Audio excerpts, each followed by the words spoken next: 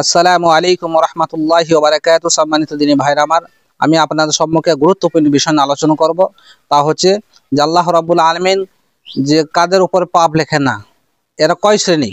যে তারা অপরাধ করলেও, অন্যায় করলেও, গুনাহ করলেও তাদের কোনো শাস্তি নেই, তাদের কোনো অপরাধ নেই, তাদের কোনো গুনাহ নেই। অবশ্যই আমাদেরকে জানতে হবে। তার জন্য বলছি, আপনার প্রথম থেকে ভিডিওর শেষ পর্যন্ত দেখুন, ইনশাআল্লাহ আপনার অনেক কিছু জানতে পারবেন। তো চলুন, যে আল্লাহ রাব্বুল আলামিন কাদের পাপ লেখেন না, তারা কারা, কয় শ্রেণীর মানুষ? তারা হচ্ছেন তিন শ্রেণী। এই হাদিসটা পাবেন আবু দাউদ হাদিস নম্বর 4403 নম্বর হাদিস, তিরমিজি হাদিস নম্বর যে 1243 নম্বর হাদিস, 1214 নম্বর হাদিস। তো কি বলছেন? আলী রাদিয়াল্লাহু তিনি বলেন, রাসূল সাল্লাল্লাহু আলাইহি সাল্লাম বলেছেন কি, যে রুফিয়াল কলাম আন সালাসাতিন, তিন শ্রেণীর মানুষের উপরে আল্লাহ রাব্বুল আলামিন কলম উঠিয়ে নিয়েছেন। মানে বিধান, তার উপরে কোনো পাপ অন্যায় হয়ে থাকলে আল্লাহ তাআলা তার লেখান, মানে ফেরেশতার মাধ্যমে লিখেন না। তো তারা কারা?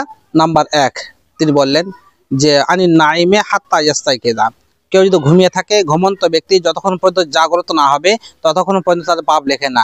মানে ঘুমিয়ে থাকা অবস্থায় যদি আমি কোনো অন্যায় করে ফেলি, কোনো মুখ থেকে খারাপ কথা বা কোনো কিছু করে ফেলি, তাহলে আল্লাহ রাব্বুল আলামিন পাপ লিখবেন না। নাম্বার দুই, ওয়ানি সাবি হাত্তা ইয়াহতালিমা, বলছেন ওই ছোট বাচ্চা শিশু যদি কোনো অন্যায় করে ফেলে, কোনো গুনাহ করে, অপরাধ করে, বা তাদের কোনো শরীয়ত নাই, তাদের কোনো বিধান নাই, যতক্ষণ পর্যন্ত সাবালক না হবে। দুই নম্বর হলো। তিন নম্বর বলেন ওয়ানিল মাজনুন হাত্তা ইয়াকিলা, যতক্ষণ পর্যন্ত ওই পাগলামি দূর না হবে, জ্ঞান সম্পন্ন ব্যক্তি ছাড়া তাদের কি, মানে যতক্ষণ জ্ঞান সম্পন্ন না হবে ততক্ষণ তার পাপ লিখবে না। মানে পাগল বা পাগলি যদি কোনো অন্যায় করে, তাহলে তাদের গুনাহ নেই এবং তাদের উপর কোনো শরীয়ত নেই, নামাজ রোজা তাদের কোনো নেই। এবং ছোট বাচ্চাদের বললাম, তাদের যতক্ষণ পর্যন্ত সাবালক না হবে ততক্ষণ পর্যন্ত তাদের নামাজ রোজা বিধান নেই, এবং তারা যদি কোনো অন্যায় করে ফেলে তাদের কোনো অপরাধ নেই, পাপ নেই। তার বোঝা গেল। আর ঘুমিয়ে থাকা ব্যক্তি, সে নারী হোক পুরুষ হোক, সে সাবালক হোক আর নাবালক হোক, তারা যদি ঘুমিয়ে থাকা অবস্থায় যদি কোনো অন্যায় করে, পাপ করে, তখন সেই মুহূর্তে আল্লাহ রাব্বুল আলামিন তাদের কোনো অপরাধ লেখেন না। তাহলে জানতে পারলাম স্পষ্ট। এই হাদিসটা বললাম 4443 নম্বর হাদিস। তো এবার চলুন, এবার আবু দাউদ হাদিস নম্বর 4350, আবু দাউদ 4350। এই হাদিসটা কি রয়েছে?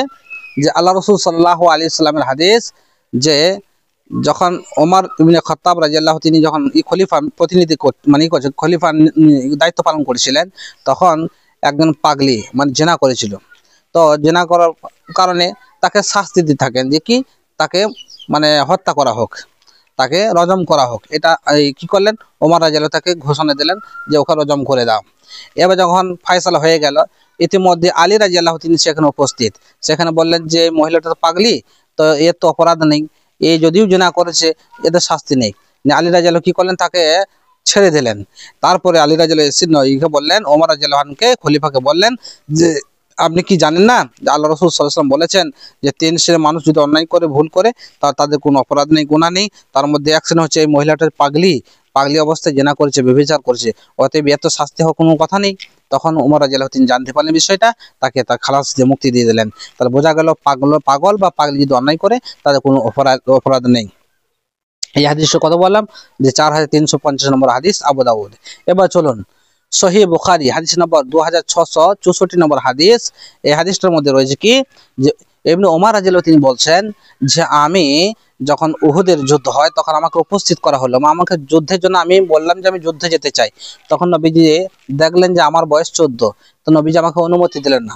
পরের বছরে যখন খন্দকের যুদ্ধ হলো, উপস্থিত হলো, তখন আমি বললাম যে তখন আমাকে কি বললেন আল্লাহ রাসূল সাল্লাল্লাহু আলাইহি ওয়াসাল্লাম, যে খন্দকের যুদ্ধে অনুমতি দেওয়া হলো। তাহলে বোঝা গেল যে যতক্ষণ পর্যন্ত সাবালক না হবে ততক্ষণ পর্যন্ত তার কোনো শরীয়ত বা বিধান নেই। তাহলে অত্র হাদিস থেকে বোঝা যায় যে তিনা যখন উহুদের যুদ্ধে তখন 14 বছর বয়স ছিল, এবং খন্দকের যুদ্ধে 15 বছর বয়স যখন হলো তখন যুদ্ধের অনুমতি দেওয়া হলো।